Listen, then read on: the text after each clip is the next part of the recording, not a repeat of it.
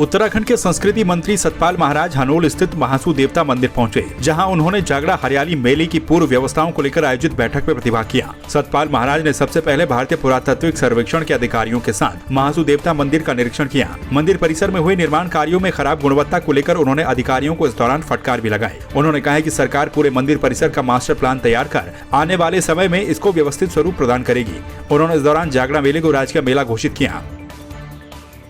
बहुत सद्भावना के माहौल में बैठक ली गई और सभी ने अपने अपने जो है इनपुट दिए हैं और पॉजिटिव थिंकिंग के साथ रचनात्मक एक संकल्प के साथ जो है वार्ता हुई है और यहाँ सब ने विचार दिए हैं।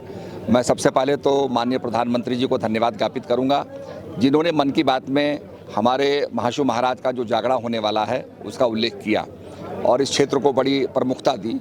मैं उनको धन्यवाद ज्ञापित करता हूं। इसके साथ साथ मैं ये भी घोषणा करता हूं कि ये मेला जो है राजकीय मेला घोषित हमने किया है और इसके साथ जो उसका अनुदान है वो भी यहाँ इनको मिलेगा और आने वाले समय जागड़ा के लिए जो है भंडारे का प्रबंध, लाइट व्यवस्था का प्रबंध और इसमें जो है सुरक्षा का प्रबंध करने के लिए आदेश दे दिए गए हैं और मैं समझता हूँ कि सभी मिलकर के इस जागड़े को सफल बनाएंगे।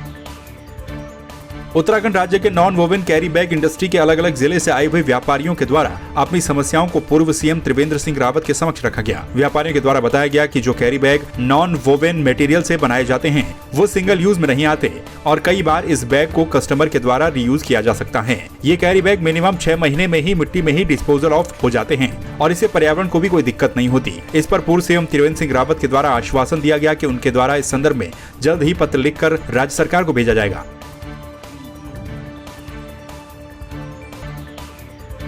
पूर्व मुख्यमंत्री त्रिवेंद्र सिंह रावत ने वरिष्ठ राज्य आंदोलनकारी एवं पूर्व दायित्वधारी सुशीला बलूनी के डोभालवाला स्थित आवास पर जाकर उनकी कुशलक्षेम जानी। उन्होंने सुशीला बलूनी के स्वास्थ्य लाभ की कामना भी की। पूर्व सीएम त्रिवेंद्र सिंह रावत ने सुशीला बलूनी के परिजनों से भी भेंट की।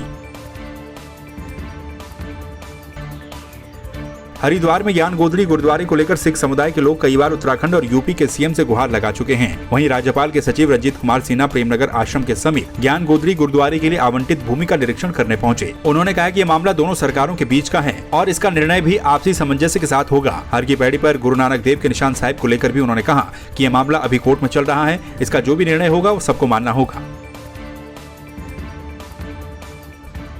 वहाँ जब 79 में घाट का सौंदर्यीकरण हुआ तो कुछ वहाँ बिल्डिंग हटाई गई और नया पुल बना।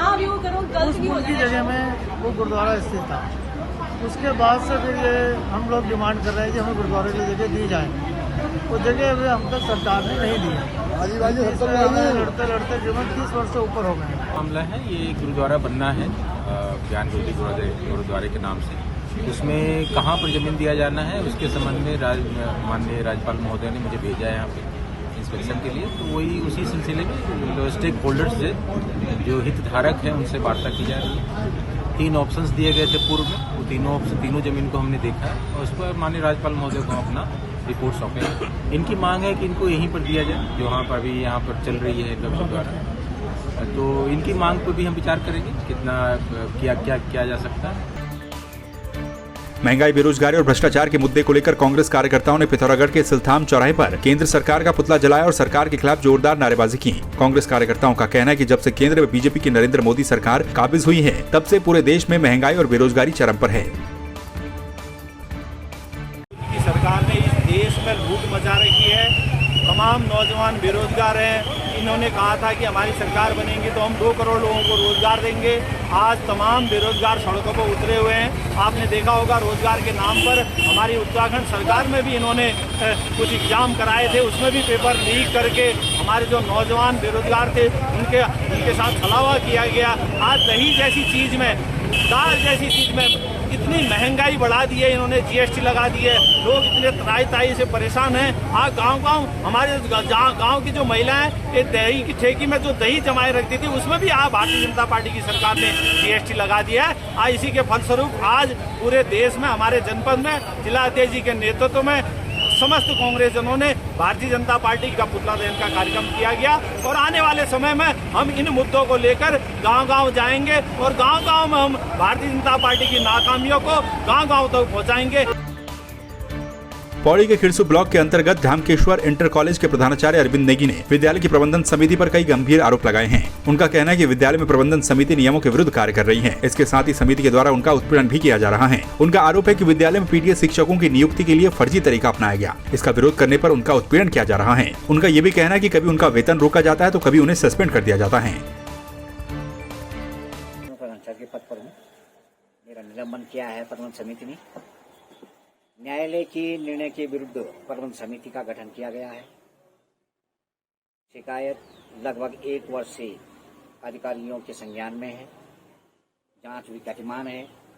अवैध ढंग से जो गठित प्रबंधन समिति है ये कैसे काम कर रही है ये मैं चित्रों से जानता हूं कि प्रबंधन समिति का न तो रजिस्ट्रेशन का नवीनीकरण हुआ है।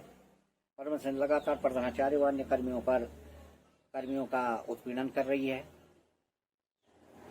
मेरा 7600 ग्रेड पे भी लगना था, मेरा सफल लाभ भी होना था, पदोन्नति भी होनी थी, किसी का एसी भी लगना, ये सारी बातें प्रबंधन समिति ने रोक रखी हैं। पौड़ी जिले के टंगरोली गांव के छोटे बच्चों को पड़ोस के ही नलाई गांव के व्यक्ति के द्वारा डंडे से मारे जाने का एक मामला सामने आया है। जानकारी देते हुए टंगरोली गांव के विमल कुमार ने बताया कि इस गांव के 3 छोटे बच्चों के द्वारा गांव से एक बैल को छोड़ने नलाई गांव ले जाया जा रहा था, जिस पर रास्ते में उन्हें रोककर उनकी पिटाई की गई। वहीं उनका वीडियो बनाकर भी सोशल मीडिया पर वायरल कर दिया गया, जिसको लेकर ग्रामीण एवं पूर्व छात्र संघ नेता विमल कुमार के साथ ही युवा कांग्रेस के प्रदेश महासचिव प्रतीक बिष्ट के द्वारा जिलाधिकारी से मुलाकात की गई। ग्रामीणों के द्वारा इस घटना पर रोष जताते हुए दोषियों पर कार्रवाई करने की मांग भी की गई। ये घटना ग्राम सभा टंगरोली की है, जिसमें कि नलाई के कुछ युवकों द्वारा बच्चों को पीटा गया और उनके साथ ही उन युवकों द्वारा उनकी वीडियो बनाई गई और सोशल मीडिया में भी डाला गया, जो कि एक निंदनीय घटना है। जिसमें कि हमारे द्वारा आज डीएम साहब को ज्ञापन दिया गया और ज्ञापन में हमने सुनिश्चित किया है कि जल्द से जल्द उन युवकों पर कार्रवाई हो, जिससे कि ऐसी अमानवीय घटना दोबारा ना हो। हल्द्वानी में नर्सिंग अधिकारी के 2621 पदों पर भर्ती की मांग को लेकर एलिंग वेलफेयर नर्सेज फाउंडेशन का धरना दूसरे दिन भी जारी रहा। एसोसिएशन के पदाधिकारियों ने 5 दिन के भीतर मामले में ठोस कार्रवाई नहीं होने पर भूख हड़ताल की चेतावनी भी दी। बुध पार्क में धरने पर बैठे एसोसिएशन के प्रदेश अध्यक्ष बबलू ने कहा कि 12 दिसंबर 2020 को सरकार ने नर्सिंग अधिकारियों के 2621 पदों पर भर्ती निकाली थी, लेकिन 2 साल के बाद भी मामले में अभी तक कोई ठोस कार्रवाई नहीं हो पाई। इससे स्टाफ नर्सों में रोष व्याप्त है।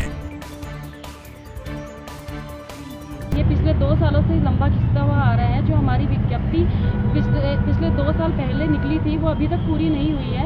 उसमें इतना ज़्यादा विलंब हो रहा है, लेकिन उसका अभी तक हमें कोई भी रीज़न पता नहीं चला है कि वो विलंब क्यों हो रहा है। हमारी सरकार से एक ही मांग है कि वर्षवार नियुक्ति कर दीजिए। हम लोगों का नंबर आए नहीं आए, लेकिन जितने भी सीनियर हैं उनका किसी का तो भला होगा। आज हमें यहाँ धरने पर बैठे हुए 5वां दिन है और हमारी एक ही मांग है। जो 12 दिसंबर 2020 2 साल पहले जो नर्सिंग की भर्ती निकली थी वो आज तक लंबित पड़ी थी। मुझे नहीं लगता कि सरकार इस भर्ती को करना चाह रही है, क्योंकि सरकार को अगर ये भर्ती करनी होती तो 2 साल से ऐसे इस तरीके से लंबित नहीं पड़ी होती। जस की तस की भर्ती पड़ी हुई है। इस भर्ती में ज़रा सा भी काम नहीं हुआ है। क्यों सरकार, हम ये जानना चाह रहे हैं कि क्यों सरकार इस भर्ती को नहीं कर रही है। हमारे बाद अभी एएनएम की भर्ती आई, उसको पूरा क्लियर कर दिया गया। मतलब मैं ये जानना चाहता हूँ सरकार से कि नर्सिंग अधिकारियों की इस भर्ती को रोकने का उनका मकसद क्या है।